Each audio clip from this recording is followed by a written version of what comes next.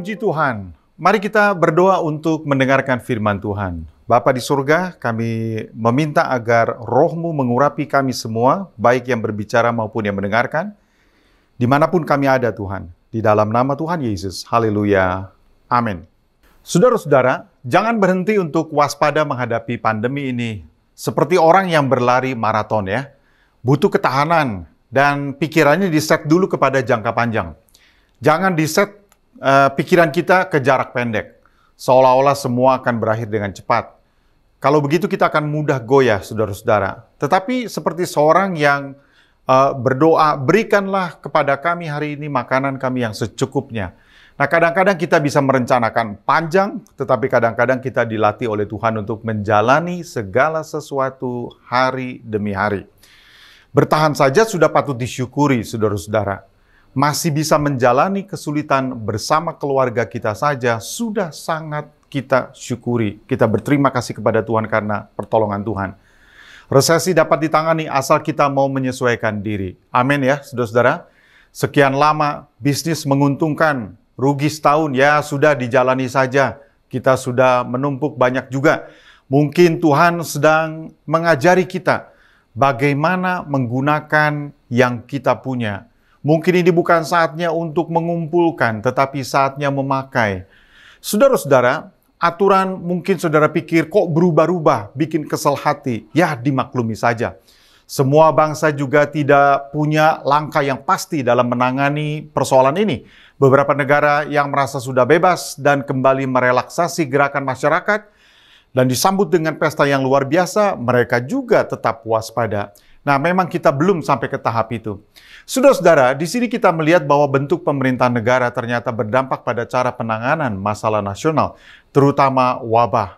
Apakah akan cepat selesai karena masyarakatnya bersatu, barangkali kerjasama dan ikut perintah, atau mungkin saudara-saudara akan lama oleh karena masyarakat tidak bekerja sama. Nah, kita masih lihat begitu banyak orang yang tidak memakai masker di jalan-jalan. Ya, sekalipun sudah dikenakan denda. Dan saudara-saudara, padahal untuk cepat melewati semua ini, pemerintah kita sangat perlu kerjasama dari kita semua. Doa, kerjasama, dan akal sehat untuk bertahan di dalam masa pandemi seperti ini.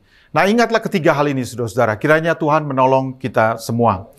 Nah, saudara-saudara yang kekasih, 1 Korintus pasal yang ke-15 ayat yang ke-6 sampai 7 berkata begini. Sesudah itu ia menampakkan diri kepada lebih dari 500 saudara sekaligus. Kebanyakan dari mereka masih hidup sampai sekarang. Tetapi beberapa di antaranya telah meninggal. Selanjutnya, ia menampakkan diri kepada Yakobus, kemudian kepada semua rasul. Saudara-saudara, Yakobus di sini adalah dia yang menjadi pilar pengikut Kristus pada zaman atau gereja mula-mula. Dia adalah saudara Yesus dan dianggap sebagai orang yang terpandang di kalangan orang Kristen di Yerusalem.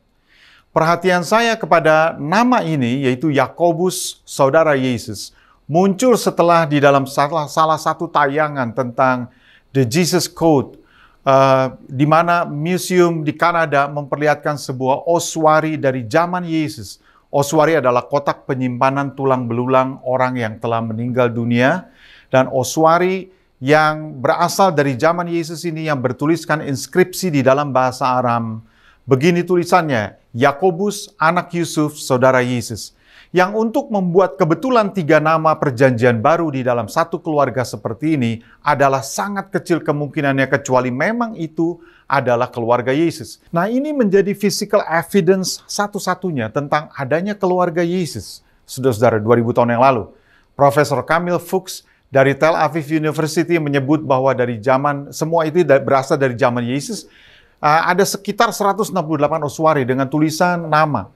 Dan ia sama dengan Profesor Ben yang berkata, saudara-saudara, bahwa untuk menemukan ketiga nama di dalam satu keluarga selain keluarga Yesus, rasanya sangat tidak mungkin. Jika kita bandingkan dengan catatan Alkitab, saudara akan temukan jalan hidup seorang yang sangat menarik sekali di sini, saudara-saudara. Dari pertalian saudara, kemudian dinyatakan sebagai orang yang tidak percaya kepada Yesus, menjadi percaya, menjadi pengikut yang setia, menjadi defender dari iman, dan akhirnya mengakui saudaranya sendiri yang telah bersamanya selama 30 tahun sebagai Tuhan Yesus Kristus. Lalu saudara-saudara menjadi pemimpin dari kegerakan kekristenan di awal dari kegerakan gereja bersama dengan murid-murid Yesus lainnya dan berjumpa dengan Rasul Paulus, dihormati dan disegani oleh Petrus dan Paulus. Dan terakhir saudara-saudara, Yakobus kemudian dikatakan oleh tradisi Kristen bahwa dia mati syahid karena ia menolak untuk menyangkali Yesus Kristus saudaranya. Di kalangan kita, banyak yang belum membayangkan bahwa Yesus sebenarnya punya saudara-saudara kandung, yaitu laki-laki dan perempuan. Kita tidak pernah membicarakannya atau sangat jarang membicarakannya, padahal mereka itu ada disebut di dalam Alkitab. Misalnya, saudara-saudara, kalau saudara-saudara buka di dalam Matius pasal yang ke-12 ayat 46-47, ketika Yesus masih berbicara dengan orang banyak itu, ibunya dan saudara-saudaranya berdiri di luar dan berusaha menemui dia. Maka seorang berkata kepadanya, "Lihatlah, ibumu dan saudara-saudaramu ada di luar dan berusaha menemui engkau." Matius 13 ayat yang ke-54 dan 56, setibanya di tempat asalnya, Yesus mengajar orang-orang di situ, di rumah ibadat mereka. Maka takjublah mereka dan berkata, "Dari mana diperolehnya hikmat itu dan kuasa untuk mengadakan mujizat-mujizat itu? Bukankah ia ini anak tukang kayu? Bukankah ibunya bernama Maria dan saudara-saudaranya Yakobus, Yusuf, Simon, dan Yudas? Dan bukankah saudara-saudaranya perempuan semuanya ada bersama kita? Jadi dari mana diperolehnya semuanya itu?" Nah, saudara-saudara, orang-orang di Nazaret jelas kenal dia, jelas kenal keluarganya. Jadi untuk menerima Yesus sebagai seorang yang sangat dihormati, saudara-saudara, gak semua orang bisa terima pengetahuannya, kuasanya, dan wibawanya yang luar biasa itu, saudara-saudara, akhirnya tidak mau diakui oleh mereka yang berada di Nazaret. Sebagian orang Kristen berkata bahwa saudara-saudara Yesus di sini adalah saudara-saudara tirinya karena beberapa alasan. Di antaranya adalah karena ingin mempertahankan bahwa Maria masih tetap perawan setelah melahirkan Yesus. Atau saudara-saudara alasan lainnya adalah karena punya pendapat, pastilah Yusuf sudah punya anak-anak lain dari istri sebelumnya atau sebelum Maria menjadi istrinya. Hanya semua itu adalah perkiraan dan dugaan. Termasuk saudara-saudara ayat di dalam Matius pasal 13 ayat yang ke-55 yang berkata begini, "Bukankah ia ini anak tukang kayu, bukankah ibunya bernama Maria dan saudara-saudaranya?" Nah, perhatikan saudara-saudara, penyebutan Maria dan saudara-saudara Yesus itu dibedakan. Pemisahan letak nama Maria dari saudara-saudara Yesus katanya bisa menunjukkan, memberikan petunjuk tidak langsung bahwa kemungkinan besar bahwa memang Yesus sendirian sebagai anak Maria dan yang lainnya bukanlah anak asli dari Maria. Tetapi teks Alkitab, saudara-saudara, mengatakan begini, Matius 1 ayat 25, "Tetapi tidak bersetubuh dengan dia sampai ia melahirkan anaknya laki-laki dan Yusuf menamakan dia Yesus." Wajarnya ayat itu menyatakan bahwa Maria punya anak-anak lain selain Yesus. Dan itu sinkron dengan catatan bahwa 4 saudara lelakinya dan paling tidak 2 saudara perempuannya yang disebutkan di dalam Matius 13 ayat yang ke-55 dan 56. Saudara-saudara, Yesus menampakkan diri kepada Yakobus saudaranya seperti yang dikatakan oleh Rasul Paulus di dalam 1 Korintus 15 yang sudah saya bacakan di awal tadi. Ada 2 murid Yesus yang namanya juga Yakobus, saudara-saudara. Yang pertama adalah Yakobus anak Zebedeus, saudara Yohanes yang mati menjadi martir dalam Kisah Para Rasul pasal 12. Dan yang satu lagi adalah Yakobus anak Alfius yang sempat diduga bahwa dia adalah Yakobus saudara Yesus. Tapi karena tidak terlalu didukung oleh berbagai catatan Alkitab untuk bilang bahwa Yakobus anak Alfius adalah sama dengan Yakobus saudara Yesus, maka kita melihat saudara-saudara bahwa sebenarnya ada 3 Yakobus. Yakobus anak Zebedeus, Yakobus anak Alfius, dan Yakobus saudara Yesus. Nah, itulah yang menjadi pandangan dari kekristenan secara umum, saudara-saudara, bahwa ada 3 Yakobus dan penulis dari kitab Yakobus adalah Yakobus saudara Yesus. Yakobus saudara Yesus, walaupun saudara-saudara mungkin pada awalnya dia sebagai orang yang tidak percaya, tetapi ia punya hubungan yang sangat khusus dengan Yesus. Pasti ada alasan yang mengapa Yesus menampakkan diri juga kepada Yakobus segera setelah dia bangkit dari antara orang mati. tidak kepada yang lain. Dan saudara-saudara, kitab-kitab Injil memang tidak menceritakan ini, tetapi Paulus menyebutkan soal ini. Bahkan saudara-saudara, Yakobus menjadi pemimpin di antara pengikut Yesus dan para murid Yesus lainnya di Yerusalem. Paulus berjumpa dengan Yakobus, saudara Yesus ini, seperti disebutkan di dalam Galatia pasal yang ke-1 ayat 18-19. Lalu 3 tahun kemudian aku pergi ke Yerusalem untuk mengunjungi Kefas, dan aku menumpang 15 hari di rumahnya. Tetapi aku tidak melihat seorang pun dari rasul-rasul lain, kecuali Yakobus, saudara Tuhan Yesus. Jadi saudara-saudara, pastilah Paulus sebenarnya mendengar cerita tentang Yesus menampakkan diri kepada Yakobus itu dari mulut Yakobus sendiri. Paulus sendiri kelihatan sangat menghormati Yakobus, saudara Yesus. Sehingga saudara-saudara disebutkan bahwa dalam kunjungan kesekian kalinya ke Yerusalem, Paulus menjumpai Yakobus. Kisah Para Rasul pasal yang ke-21 ayat 18. Pada keesokan harinya pergilah Paulus bersama-sama dengan kami mengunjungi Yakobus. Nah, Yakobus di sini adalah Yakobus saudara Yesus. Semua penatua telah hadir di situ. Nah, apa yang membuat Yakobus menjadi pemimpin di kalangan para murid sekalipun ia tidak termasuk di antara 12 murid Yesus? Bahkan saudara-saudara, ia disebut di dalam sebuah catatan sejarah Kristen bahwa dia adalah bishop atau pemimpin gereja pertama di Yerusalem yang kemudian saudara-saudara dibunuh dengan cara dilempar dari tembok bait suci. Karena ia menolak menyangkal Yesus saudaranya, karena ia tidak mati, saudara-saudara, saat dijatuhkan, maka orang-orang melanjutkan dengan melemparinya dengan batu. Nah, itu yang disebut di dalam tradisi dan sejarah Kristen yang mula-mula. Nah, apa yang membuat Yakobus menjadi orang yang begitu percaya? Ya, saudara-saudara, jika saudara perhatikan ayat-ayat berikut ini, nah kita renungkan baik-baik saudara-saudara, bagaimana sulitnya meyakinkan saudara kita sendiri tentang Tuhan, lebih sulit daripada kita meyakinkan orang lain. Yesus mengatakan begini di dalam Lukas pasal yang keempat ayat 24, dan katanya lagi, aku berkata kepadamu, sesungguhnya tidak ada nabi yang dihargai di tempat asalnya. Betul kan saudara-saudara bahwa seorang nabi tidak dihargai di kampungnya? Nah, mulanya Yakobus menganggap Yesus itu bersama dengan keluarganya, saudara-saudara, menganggap bahwa Yesus kurang waras. Markus pasal yang ketiga ayat 21 berkata, waktu kaum keluarganya mendengar hal itu, mereka datang hendak mengambil dia, sebab kata mereka, ia tidak waras lagi. Nah, mereka tidak percaya kepadanya, saudara-saudara. Mereka sangat sulit untuk percaya bahwa Yesus yang bersama-sama dengan mereka adalah Mesias dan Tuhan, saudara-saudara. Yohanes pasal yang ke-7 ayat 2-5 berkata, ketika itu sudah dekat hari raya orang Yahudi, yaitu hari raya Pondok Daun, maka kata saudara-saudara Yesus kepadanya, berangkatlah dari sini dan pergi ke Yudea, supaya murid-muridmu juga melihat perbuatan-perbuatan yang engkau lakukan. Sebab tidak seorang pun berbuat sesuatu di tempat tersembunyi, jika ia mau diakui di muka umum. Jikalau engkau berbuat hal-hal yang demikian, tampakkanlah dirimu kepada dunia. Sebab, kata firman Allah, saudara-saudara, saudara-saudaranya sendiri tidak percaya kepadanya. Ya, saudara-saudaranya sendiri pun tidak percaya kepadanya.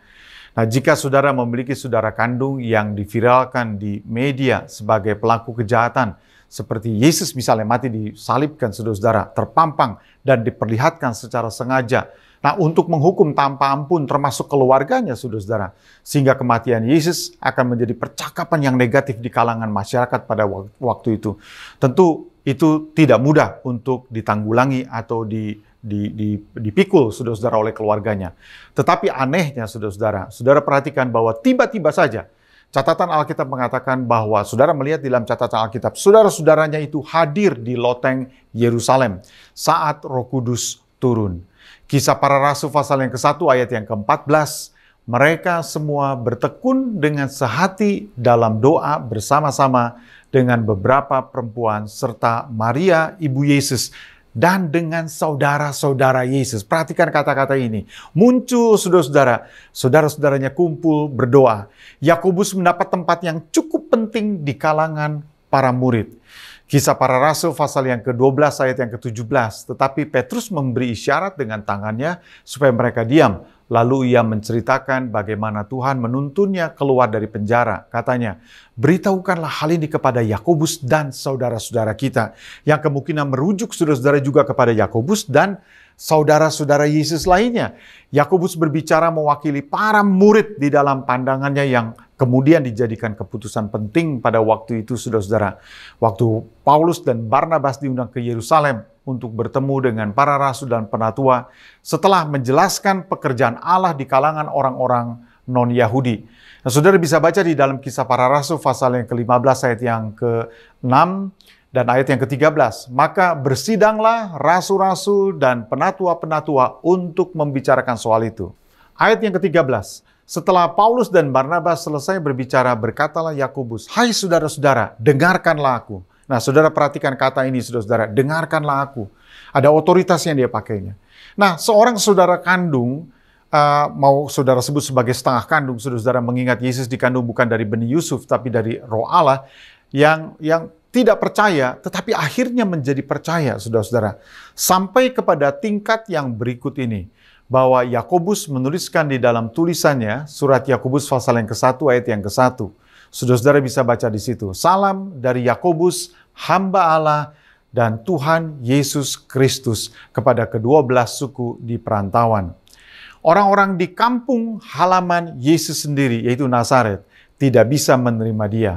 Mereka kenal keluarganya, dan keluarganya juga pasti saudara-saudara mendapatkan tekanan agar memberitahukan kepada Yesus, kamu jangan buat macam-macam karena ini menyangkut nama baik keluarga, menyangkut nama baik ke kampung halaman kita, dan seterusnya. Jangan bikin gaduh. Saudara-saudara, bisa jadi bahwa kampung Nazaret terdampak pada waktu itu. Dan Yohanes pasal yang ke-1 ayat 45 sampai 46 misalnya, saudara-saudara. Saudara temukan di sini Filipus bertemu dengan Nathanael dan berkata kepadanya, "Kami telah menemukan dia yang disebut oleh Musa dalam kitab Taurat dan oleh para nabi, yaitu Yesus, anak Yusuf dari Nazaret." Lalu perhatikan kata-kata ini. Nathanael berkata kepadanya, "Mungkinkah sesuatu yang baik datang dari Nazaret?" Saudara, artinya memang orang ragu kalau Nazaret itu perlu populer dengan cara seperti itu. Nathanael yang tahu kitab suci tidak percaya bahwa Mesias akan datang dari Nazaret. Tapi saudara-saudara, Yakobus dan saudara-saudaranya yang lain setelah kebangkitan Yesus ternyata berubah total. Dan ini karena pengalaman yang disebutkan oleh Paulus, saudara-saudara, bahwa Yesus menjumpai Yakobus, saudaranya ini.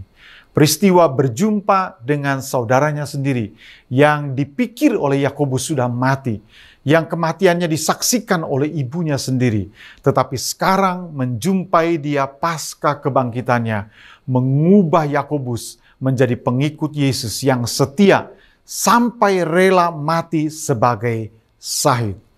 Saudara-saudara, mengakui saudara kandung sebagai orang yang sukses pasti menyenangkan.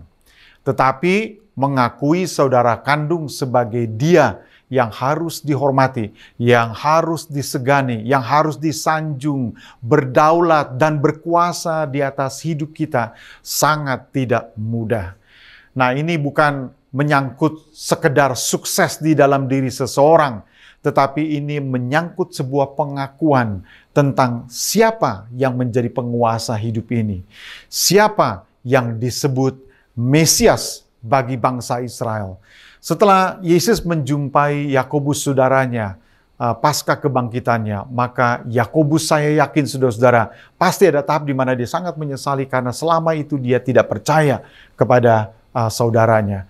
Dan saudara-saudara, diperlukan memang pengalaman encounter dengan Yesus, perjumpaan yang radikal dengan Yesus, langsung di dalam hati, hasil pekerjaan Roh Allah yang membuat orang bisa bertobat dengan sungguh-sungguh. Bukan sekedar orang Kristen ikut-ikutan, bukan sekedar percaya ikut-ikutan, tetapi yang sungguh-sungguh, saudara-saudara, seperti yang dialami oleh Yakobus. Memang untuk meyakinkan saudara kita sendiri tentang Yesus juga tidak mudah. Saya lihat hanya kasih karunia Tuhan saja yang bisa membuat famili kita, saudara kita, saudara-saudara, dapat datang kepada Tuhan. Kalau bukan pekerjaan Roh Kudus yang membuka hati mereka, sungguh tidak mudah. Berdoalah supaya saudara-saudara kita yang belum percaya, mereka akan diberi pengalaman yang khusus yang membuka mata rohani mereka, sehingga mereka mau datang kepada Yesus. Saudara-saudara, lebih dari sekedar prestise ya yang dipikirkan. Misalnya Yakobus, saudara-saudara, dia adalah saudara dari Tuhan Yesus. Dan ia menempatkan dirinya, sebaliknya saudara-saudara, sebagai hamba dari saudaranya. Dan Yakobus pasti tahu apa yang diucapkan Petrus sebelumnya, saudara-saudara, di dalam Kisah Para Rasul pasal yang kedua ayat yang ke-36. Jadi seluruh kaum Israel harus tahu dengan pasti bahwa Allah telah membuat Yesus yang kamu salibkan itu menjadi Tuhan dan Kristus. Saudara-saudara, ingatlah bahwa Yakobus ada di situ, ya. Dan Kisah Para Rasul pasal yang ke-10 ayat yang ke-36 berbunyi begini. Itulah firman yang ia suruh sampaikan kepada orang-orang Israel, yaitu firman yang memberitakan damai sejahtera oleh Yesus Kristus yang adalah Tuhan dari semua orang. Dan Yakobus mendengarkan, saudara-saudara, termasuk semua saudara-saudaranya. Dan Yakobus menjadi pengikut Yesus yang luar biasa. Seorang adik yang percaya kepada kakaknya setelah sebuah peristiwa yang dituliskan oleh Paulus, saudara-saudara, dalam 1 Korintus 15 ayat yang ke-7. Selanjutnya, ia, yaitu Yesus, menampakkan diri kepada Yakobus, kemudian semua rasul. Dan jalan hidup dari orang yang bernama Yakobus menjadi jalan hidup yang luar biasa. Yesus menampakkan diri kepadanya setelah kebangkitannya, saudara-saudara. Dan Yakobus menjadi orang yang percaya.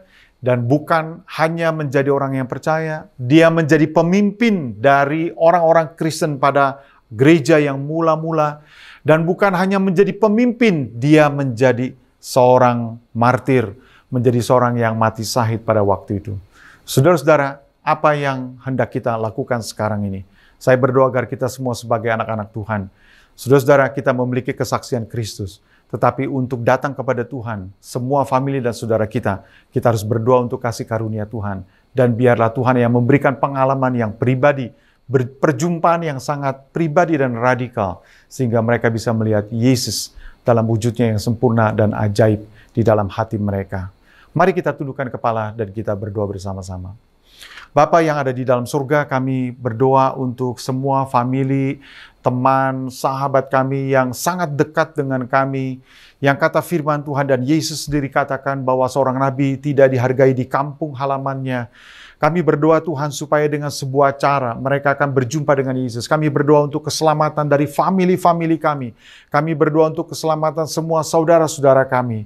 Kami lihat Tuhan segala kesulitan-kesulitan untuk mereka datang kepada Tuhan. Butuh kasih karunia Tuhan. Butuh pengalaman yang sangat penting seperti apa yang terjadi kepada Yakobus saudara Yesus. Ketika Yesus menampakkan diri kepadanya pasca kebangkitan Yesus. Kami berdoa Tuhan agar pengalaman perjumpaan dengan Yesus akan terjadi bagi semua saudara-saudara kami, bagi semua famili-famili kami, sehingga mereka dapat melihat Yesus yang sempurna itu, dan bukan kami yang tidak sempurna. Bapa di surga, terima kasih. Kami berdoa untuk keselamatan saudara-saudara kami, famili-famili kami, dan Tuhan dari berbagai kesempatan yang Tuhan berikan kepada mereka. Kami memohon dan meminta dengan sungguh-sungguh ya Bapa, keselamatan biarlah datang di atas mereka. Keselamatan di dalam Yesus akan datang bagi mereka. Terima kasih Tuhan Yesus, terima kasih ya Bapa. Saudara-saudara yang kekasih, sementara kita tundukkan kepala di hadapan Tuhan, mari kita ingat satu nama dari famili saudara kita, dan kita bawa kepada Tuhan supaya orang ini atau saudara kita ini bisa mengenal Yesus Kristus sebagai Tuhan dan Juru Selamat pribadi. Mungkin adalah saudara kandung kita, mungkin keponakan kita, atau mungkin ipar kita, atau famili yang dekat dengan kita. Mari kita berdoa, ambil waktu beberapa saat supaya Tuhan bekerja di dalam hatinya. Mari kita berdoa bersama-sama. Haleluya, Tuhan Yesus, biarlah Engkau yang bekerja Tuhan, biarlah Engkau yang bekerja. Oh Yesus, haleluya. Terima kasih Tuhan, terima kasih Bapa. Nama yang bisa kami sebut di dalam pikiran dan hati kami, biar datang kepada Tuhan Yesus melalui perjumpaan, pengalaman perjumpaan pribadi dengan Engkau ya Bapa. Kami serahkan keselamatan dari saudara-saudara kami kepada Tuhan Yesus dan minta Engkau sendiri yang bekerja. Di dalam nama Yesus Kristus, Tuhan dan Juru Selamat kami sudah berdoa, haleluya. Amin.